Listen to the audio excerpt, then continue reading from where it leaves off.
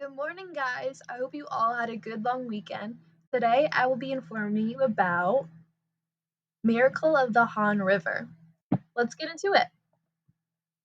First up, I will be going over some historical context in Korean history and following that, the present role of government and how they helped create a new wave of industrialism. Finally, I will be going over the proud event that was the Olympics of 1988. Alright, now we have our first main topic to dissect history. Let's get into it. In 1945, Korea had just gained their independence from Japan and was one of the poorest nations.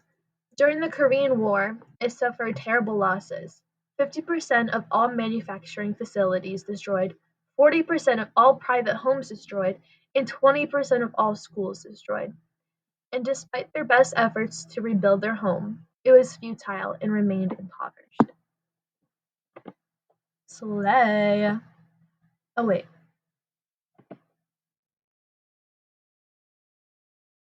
With help from the government, in the 1980s, the South Korean economy started to boom. To give you an idea of just how impressive their growth was, let's look at some jaw-dropping examples.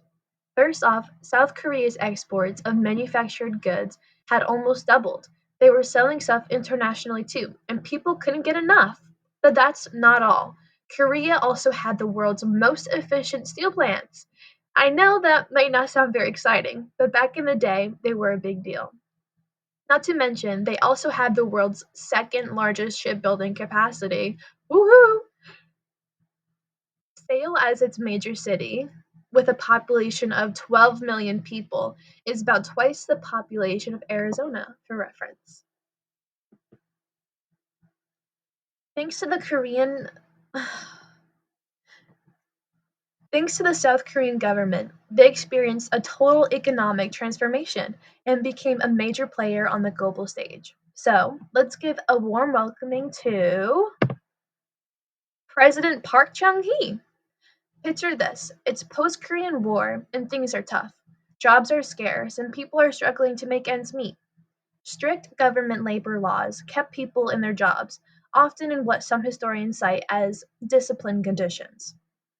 Korean working days were among the longest in the industrial world. Wages were low, particularly for young women just entering the labor force. But then along comes General Park Chung-hee. After leading a military coup in 1961, he came up with the 5-year plan. It has got all the good stuff: coal and electric power industries, agriculture, science and technology, and increased employment. Finally, they have entered the world of high technology communications. But wait, there is more. South Korea is serious about business, and their new bankruptcy law is no joke.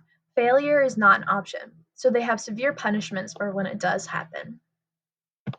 Now, get ready to be transported back in time as we watch this video about how South Korea looked during the 1950s and 60s. So sit back and enjoy.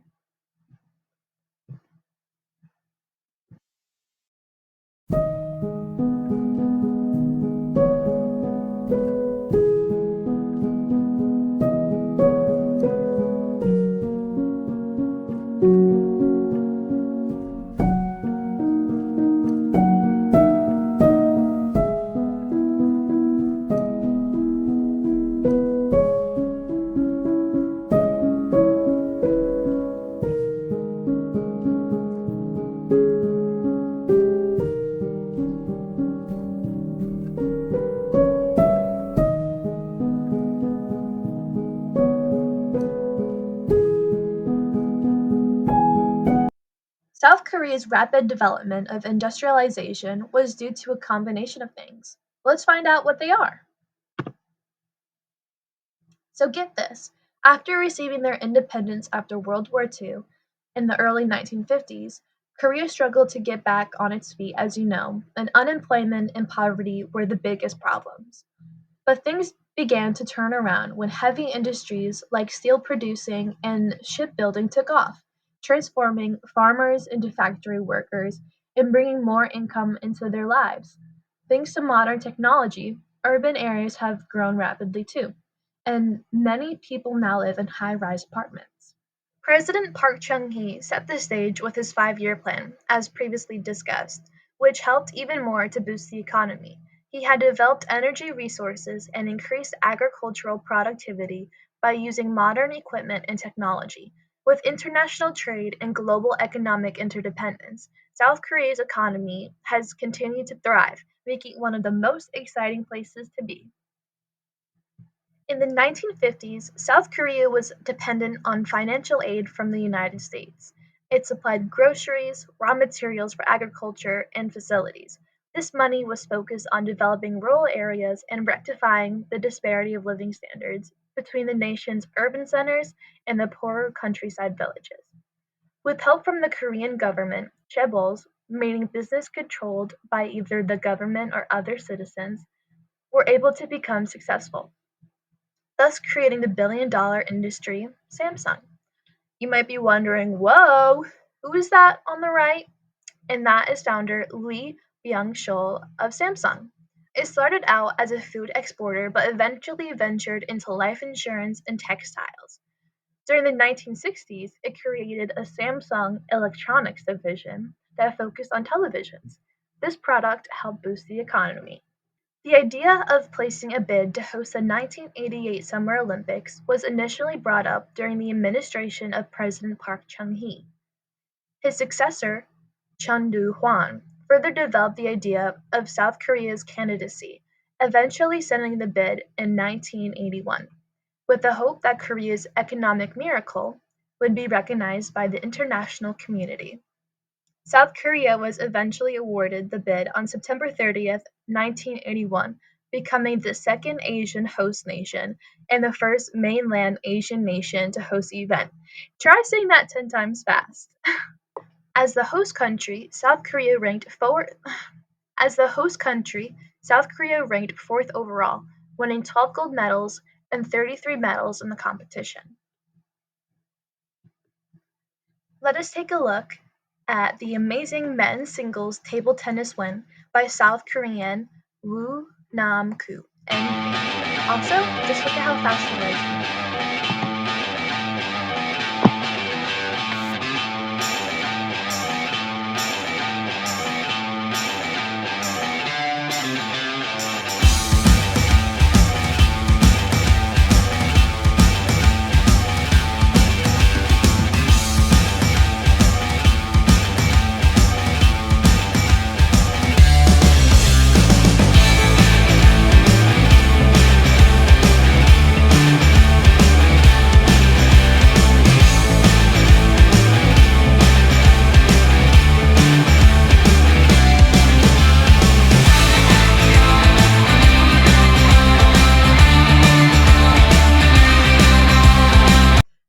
After the Korean War, South Korea was one of the poorest countries in the world.